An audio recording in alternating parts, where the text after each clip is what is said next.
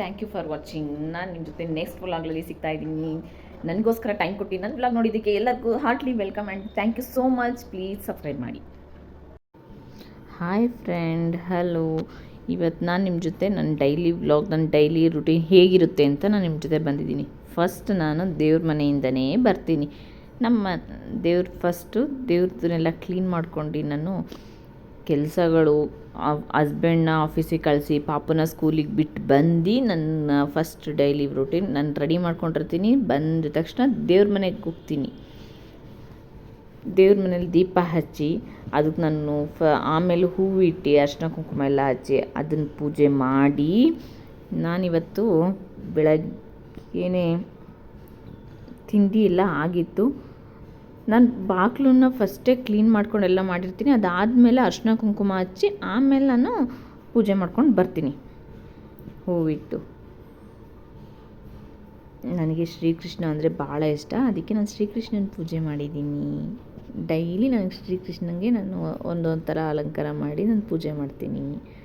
ನೋಡಿ, ಡೋರ್ನೆಲ್ಲ ರೆಡಿ ಮಾಡಿ ಇಟ್ಕೊಂಡಿದ್ದೆ. ಇವಾಗ ಬಂದು ನಾನು ಪೂಜೆ ಮಾಡಿ ಇವತ್ತಿನ ತಿಂಡಿಗೆ ಪುಳಿಯೋಗರೆ ಕಲಸಿ ಪುಳಿಯೋಗರೆ ಆಗಿದೆ. ಎಲ್ಲರಿಗೂ ಕಳಿಸಿದ್ದೀನಿ. ಇನ್ನು ನಂದೇ ಟಿಫನ್ ಬಾಕಿ ಇರೋದು.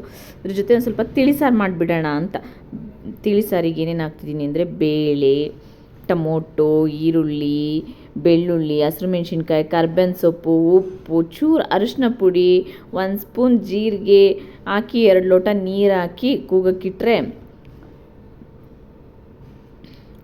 ಇದು ನನ್ನ ಮನೆ ಬಾಕ್ಲಲ್ಲಿ ಮನಿ ಪ್ಲ್ಯಾಂಟ್ ಬೆಳೆಸಿರೋದು. ಸಾಂಬಾರು ಸ್ವಲ್ಪ ಸ್ನ್ಯಾಶ್ ಮಾಡ್ಕೊಳ್ಳೋಣ ಅಂತ ಇದರಲ್ಲಿ ಹಾಗೆ ಮಾಡಿಬಿಟ್ಟು ಇವಾಗ ಇದಕ್ಕೊಂದು ಒಗ್ಗರಣೆ ಕೊಟ್ಟು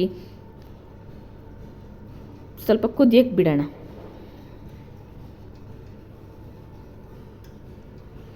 ಅಯ್ಯೋ, ಇದ್ರೊಳಗಡೆ ಎಷ್ಟು ಕೆಲಸ ಇರುತ್ತಲ್ಲ. ಈಗ ಹಸ್ಬೆಂಡ್ ಬರ್ತಾರೆ ತಿಂಡಿಗೆ, ಊಟಕ್ಕೆ. ಹೆಣ್ಮಕ್ಳದ್ದು ಇರುತ್ತಲ್ಲ. ಇವಾಗ ಎಣ್ಣೆ ಕಾಯಕ್ಕೆ ಇಟ್ಟಿದ್ದೀನಿ ನಾನು. ಅದಕ್ಕೆ ಸಾಸಿವೆ, ಸ್ವಲ್ಪ ಜೀರಿಗೆ ಹಾಕಿ ಅದು ಪಟ ಅಂದಮೇಲೆ ಸ್ವಲ್ಪ ಹಿಂಗೆ ಹಾಕಿ ಇವಾಗ ನಾನು ಒಗ್ಗರಣೆನ ಹಾಕಿದೆ ಸಾಂಬಾರಿಗೆ. ಅಂದರೆ ಅರ್ಜೆಂಟಾಗಿದ್ದಾಗ ನಾನು ಈ ಸಾಂಬಾರು ಮಾಡ್ಕೊಂಡ್ಬಿಡ್ತೀನಿ.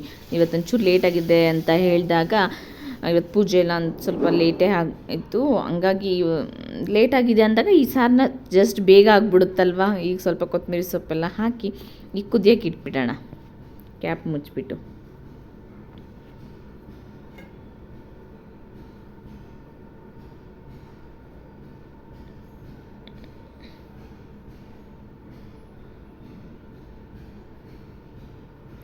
ಇವಾಗ ಬಟ್ಟೆ ಆಗಿದೆ, ವಾಷಿಂಗ್ ಮಿಷಿನಿಗೆ ಬಟ್ಟೆ ಹಾಕಿದ್ದೆ, ಬಟ್ಟೆ ಆಗಿದೆ. ಇವಾಗೆಲ್ಲ ಬಟ್ಟೆ ಒಣಗಾಕ್ಬಿಟ್ಟು ಬಂದ್ಬಿಡೋಣ.